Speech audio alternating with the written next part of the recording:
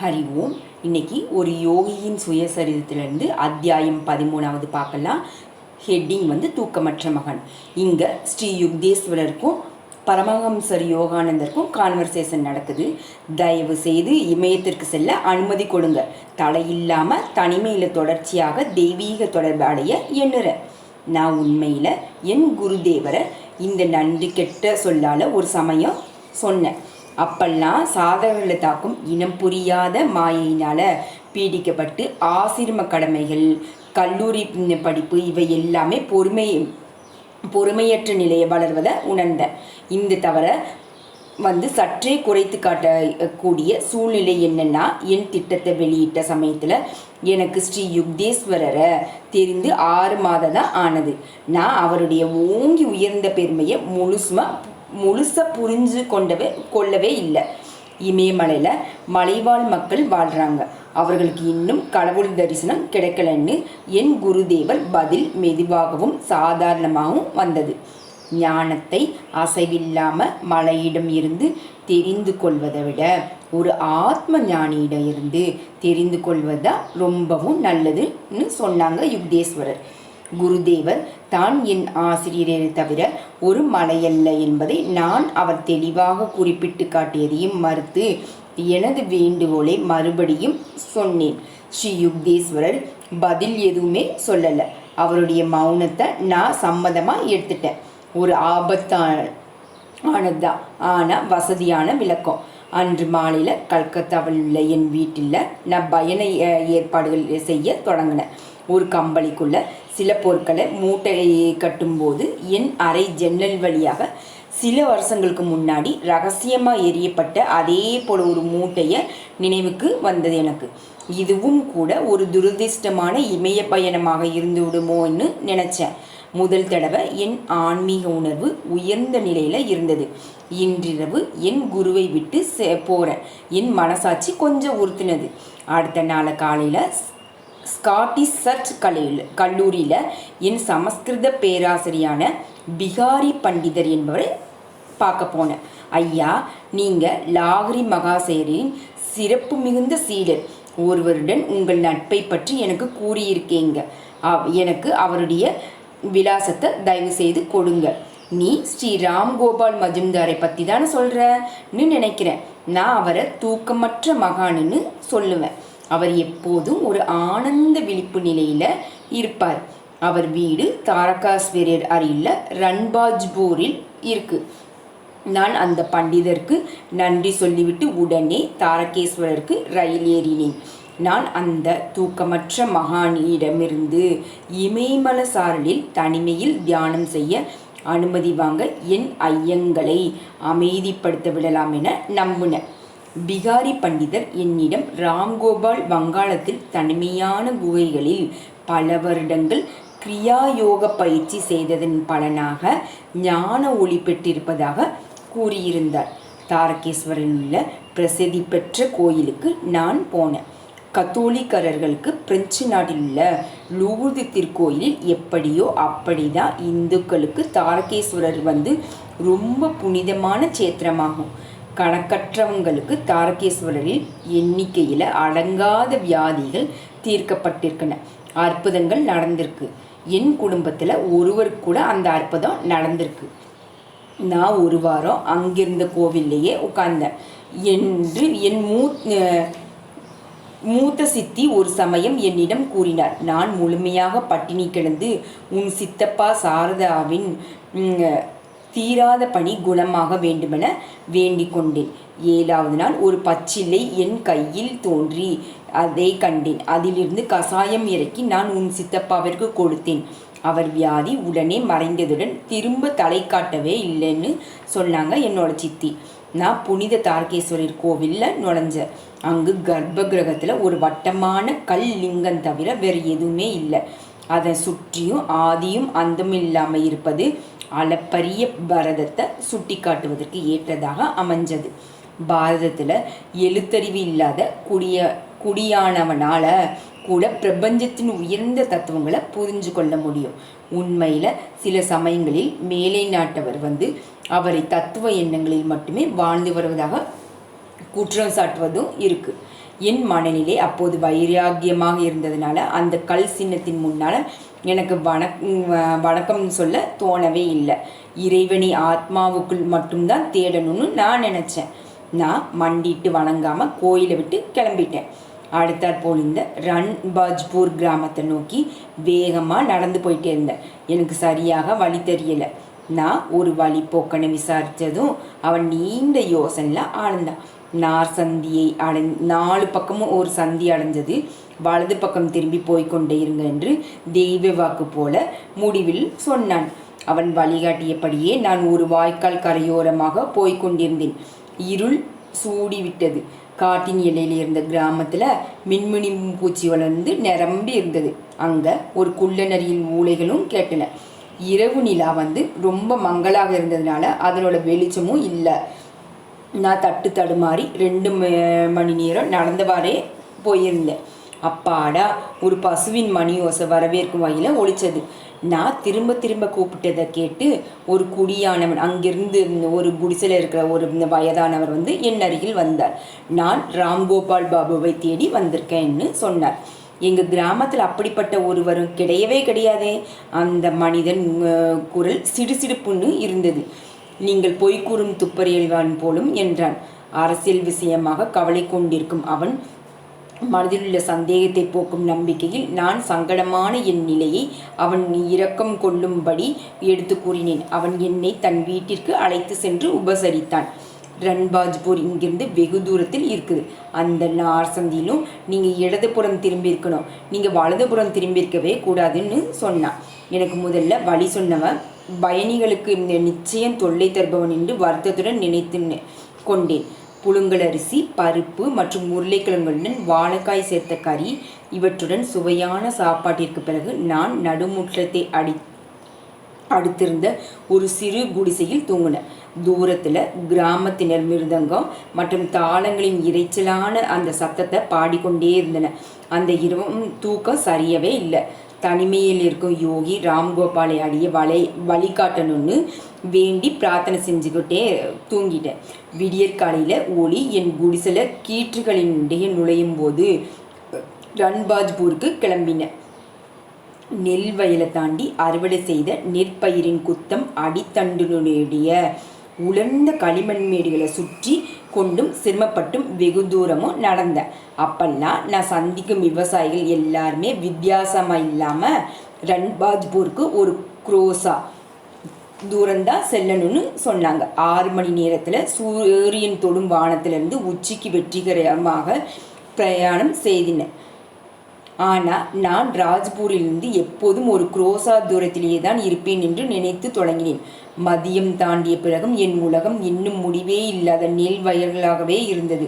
வானத்தில் இருந்து தப்ப முடியாதபடி வெப்பம் வீச நான் கிட்டத்தட்ட விழுந்து விடும் நிலையில் இருந்தேன். அப்போது ஒரு மனிதர் என்னை நோக்கி நிதானமாக நடந்து வருவதை கண்டேன். நான் என் வழக்கமான கேள்வியை எங்காவது கேட்டு ஒரு குரோசாதான் என்று பதில் வந்துவிடுமோ என்று பயத்தில் கேட்கவே துணியலை. அப்போது அந்த புது மனிதர் என் அருகில் நின்றார். குள்ளமாகவும் ஒல்லியாகவும் இருந்த அவர் சாதாரணமாக துளைக்கும் கருத்த கண்களை தவிர பார்ப்பதற்கு மிக சாதாரணமாக தென்பட்டார். நான் ரான்பாஜ்பூரை விட்டு கிளம்ப எண்ணி இருந்தேன். ஆனால் உனது குறிக்கோள் நல்லது என்பதால் உனக்காக காத்திருந்தேன் என்று வியப்புடன் கூடிய என் முகத்தினரில் அவர் விரலை அசைத்து கூறினார். முன்னறிவிப்பு இல்லாமல் என்னை பிடித்து விடலாம் என்று ரொம்ப புத்திசாலமாக தீர்மானித்து விட்டாயோ? என் விலாசத்தை உன்னிடம் கொடுக்க அந்த பேராசிரியர் பிகாரிக்கு அதிகாரமே இல்லை என்றார். அந்த மகானின் முன்னிலையில் என்னை அறிமுகப்படுத்திக் கொள்வது வெறும் பேச்சாகவே முடியும் என்று நினைத்து என்னை வரவேற்ற முறையை கண்டு கொஞ்சம் வருந்தி வாயடைத்து நின்றேன். அவருடைய அடுத்த கேள்வி பட்டென்று வந்தது. இறைவன் எங்கிருக்கிறான் என்று நீ நினைக்கிறாய்? சொல் என்னிடம். ஏன், அவர் எனக்குள்ளேயும் எங்குமே இருக்கிறார் என்றேன். நான் என் மனக்குழப்பத்தைப் போலவே குழப்பத்தினுடன் தான் தென்பட்டிருக்க வேண்டும் என்பதில் சந்தேகமே இல்லை.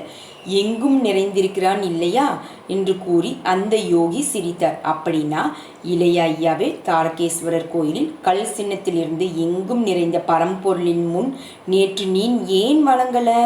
உன்னுடைய கர்வம்தான் வலது இடது என்ற நுணுக்கமான வித்தியாசத்தை பற்றி கவலைப்படாத அந்த வழிபோக்கனால் தவறான வழிகாட்டுதலான தண்டனை கிடைக்க காரணமானது. இன்றும் கூட பயணத்தில் வேண்டிய அளவு சிரமப்பட்டு விட்டாய் இல்லையா? அவர் கூறியதை நான் முழு மனதுடன் ஏற்று, எங்கும் நிறைந்திருக்கும் ஒரு கணமானது எனக்கு ஒரு கண்ணானது எனக்கு முன்னே இருந்த விசேஷமற்ற அந்த உடம்புக்குள்ள மறைந்துள்ளதை கண்டு ஆச்சரியத்தினால ஸ்தம்பித்து நின்ற அந்த யோகியிடமிருந்து நலம் பயக்கும் சக்தி வெளிப்பட்டு கொதிக்கும் அந்த வயலில் அந்த கணமே நான் புத்துணர்ச்சி பெற்றேன். பக்தன் தன் வழி ஒன்றுதான் இறைவனிடம் செல்லும் வழி என்று எண்ணலாம். லாகரி மகாசயர் நமக்கு கூறியது போல யோகத்தின் மூலம் தெய்வீக தன்மையை நமக்குள்ளேயே காண்பதுதான் சந்தேகமில்லாம மிக சிறந்த உயர்ந்த வழி. ஆனா இறைவனை நமக்குள்ளே கண்டவுடன் நாம் சீக்கிரத்திலேயே அவரை வெளியேயும் காண்கிறோம். தாரகேஸ்வரிலும் அதே போல பிற இடங்களிலும் புனித கோயில்களில் ஆன்மீக சக்தியின் அணுமையமாக உரிய முறையில் வணங்கப்படுறது என்றார் அவர். அந்த யோகியின் கண்டிக்கும் மனப்பாங்கு மறைந்தது. அவரது கண்கள் இரக்கத்துடன் மென்மையாய் இருந்தது. அவரை என்னை தட்டி கொடுத்தார். இளம் யோகியே, நின் உன் குருதேவரிடமிருந்து ஓடி வந்திருப்பதை காண்கிறேன். உனக்கு வேண்டியதெல்லாம் அவரிடம்தான் இருக்குது. நீ அவரிடமே திரும்பிப்போ. அவர் தொடர்ந்தார். மலைகள் உன் குருவாக இருக்க முடியாது. 2 நாட்களுக்கு முன்பு ஸ்ரீ யுக்தேஸ்வரர் கூறிய அதே கருத்து. மகான்கள் மலைகளில் மட்டும்தான் வசித்தாக வேண்டும் என்ற பிரபஞ்சம் கட்டாயம் எதுவுமே இல்லை. என் தோழர் என்னை ஒரு கேள்விக்குறியுடன் பார்த்தார். இந்தியா மற்றும் திபெத்தில் உள்ள இமயமலைக்கு முனிவர்களின் மீது ஏகபோக உரிமை இல்லை. ஒருவர் தனக்குள்ளேயே உள்ளதை அறிவதற்கு சிரமப்படவே இல்லை என உடலை அங்குமிங்குமாக கொண்டு செல்வதனால அது கண்டுபிடித்துவிட முடியாது. பக்தன் ஞானத்தை அடைய உலகின் எல்லைகளுக்கு கூட செல்வதற்கு எப்போது தயாராகிறானோ அப்போது அவனுடைய குரு அருகிலேயே பிரசன்னமாகி விடுகிறார். காசி ஆசிரமத்தில் என் பிரார்த்தனையை தொடர்ந்து நான் ஸ்ரீ யுக்தேஸ்வரரை ஒரு நெரிசலான சந்தில் சந்தித்ததை ஞாபகப்படுத்தி கொண்டு அவர் கூறியதை மௌனமாக ஒப்புக்கொண்டேன். ஒரு இடத்துல கதவை மூடிக்கொண்டு தனிமையாக அமர்ந்து கொள்ள ஒரு சிறு அறை உனக்கு உள்ளதா? ஆமாம் என்றேன். இந்த யோகி பொது விஷயத்திலிருந்து வெகு வேகமாக தனி விஷயத்திற்கும் வருகிறார் என்று எனக்கு தோன்றது. அதுதான் உன் குகைன்னு கூறி அந்த யோகி என் மீது செலுத்திய ஒளி வீசும் பார்வையை நான் என்றுமே மறக்கலை. அதுதான் உன் புனிதமான மலை.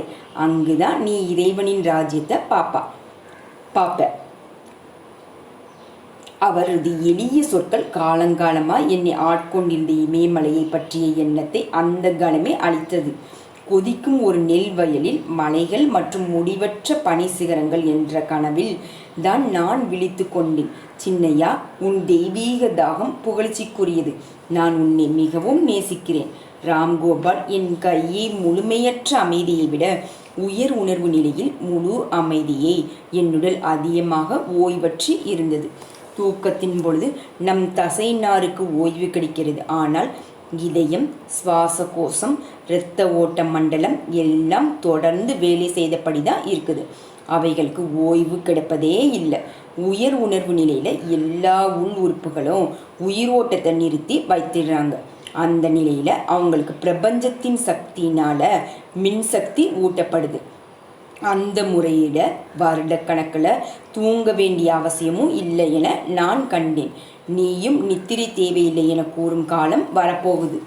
அடே அப்பா, நீங்கள் இவ்வளோ காலம் தியானம் செய்த பிறகு கூட இறைவனின் அருளை பற்றி நிச்சயமாக சொல்ல முடியவில்லையா என்று நான் மிகுந்த ஆச்சரியத்துடன் குறிப்பிட்டேன். பிறகு எங்களைப் போலுள்ள சாதாரண மனிதர்களின் கதி என்ன? என் அன்பு சிறுவனே, தெய்வம் எல்லையற்றது என்பதை நீ காணவில்லையா? அவரை 45 வருட தியானத்தினால் முழுவதும் அறிந்து கொண்டு விட முடியும் என்று எதிர்பார்ப்பது அபத்தமாக தோன்றவில்லையா? ஆனாலும் பாபாஜி ஒரு சிறு அளவு தியானம் கூட நம்மை மரண நிலை மற்றும் மரணத்திற்கு பின் ஏற்படும் நிலை ஆகியவற்றின் பயத்திலிருந்து காப்பாற்றும் என்று உறுதி கூறியிருக்கிறார். உன் ஆன்மீக குறிக்கோளை சிறு மலைகளின் மேல் நாட்டாத, ஆனால் பூர்ணமான தெய்வீக பேறு என்னும் விண்மீனை அடைவதுதான் உன் குறிக்கோளாக வைத்துக்கொள். கடுமையாக உழைத்தால் நீயும் அதை அடைய முடியும். அந்த நிலையை பற்றி நினைத்து மிக உற்சாகமடைந்த நான் ஆர்வமூட்டும் அவர் சொற்களை மேலும் கேட்க விரும்பினேன். அவர் லாகரி மகாசயரின் குரு பாபாஜியை முதல் முறை சந்தித்த ஒரு அதிசயமான கதையை பற்றி விவரித்தார். கிட்டத்தட்ட நடுநிசையில் ராம்கோபால் மௌனமானார். நான் என் கம்பளையில் படுத்தேன். என் கண்களை மூடியதும் நான் மின்னல் ஒளி வீசுவதை பார்த்தேன். எனக்குள்ளே ஒரு பெரிய இடம் உருக்கி வார்த்த ஒளியினால் நிரம்பியது. அந்த கண்களை திறந்து பார்த்தேன். நான் ஜொலிக்கும் ஒளியை கண்டேன். நான் என் மனக்கண்ணால் பார்த்து கொண்டிருந்த எல்லையற்ற ஒளி வெள்ளத்தின் ஒரு பாகமாக அந்த அறை மாறியது. அந்த யோகி, நீ ஏனப்பா தூங்கல என்றார். ஐயா, என் கண்களை மூடினாலும் திறந்தாலும் என்னை சுற்றி ஒரு மின்னல் பளீரென்று ஒளி வீசி கொண்டிருக்கேன். நான் எப்படி தூங்க முடியும்? இந்த அனுபவத்தை அடைவதற்கு உனக்கு ஆசீர்வாதம் கிடைத்திருக்கு. ஆன்மீக கதிர்வீச்சுகள் சுலபமாக பார்க்கவே முடியாது. அந்த யோகி இன்னும் சில அன்பான வார்த்தைகளினால பேசினார். காலை விழிந்ததும் ராம்கோபால் எனக்கு கல்கண்டு கற்றிகள் கொடுத்து என்னை கிளம்ப வேண்டும் என்று கூறினார். அவருடன் விடை பெற்று கிளம்புவதற்கு எனக்கு மனமே வரல. கண்ணீர் என் கண்களில் வடிந்தது. நான் உன்னை வெறுங்கையுடன் அனுப்ப மாட்டேன். அந்த யோகி மிருதுவாக கூறினார். உனக்காக ஒன்று செய்கிறேன்.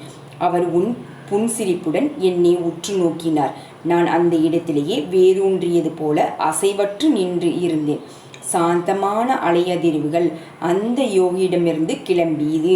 என்னை அப்படியே சூழ்ந்தது. எனக்கு அவ்வப்பொழுது பல வருடங்களாக விட்டு விட்டு தொல்லை கொடுத்து வந்த முதுகு வலி உடனே குணமாயிருந்தது. ஒளியாயிருந்த ஆனந்த கடலில் மூழ்கி புத்துணர்ச்சி பெற்ற நான் என் அழுகையை நிறுத்தினேன்.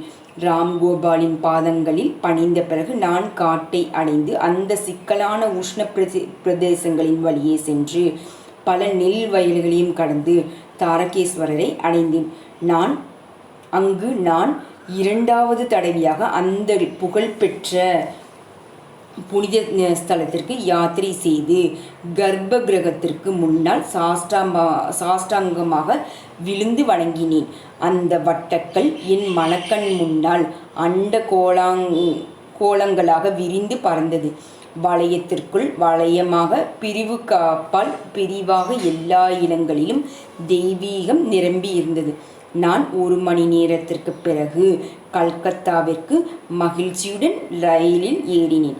என் பயணங்கள் உயர்ந்த மலை சிகரங்களில் முடியாமல் இமயமலை போன்று உயர்ந்த என் குருதேவரின் முன்னிலையில்தான் முடிவடைந்தது. ஹரி ஓம்.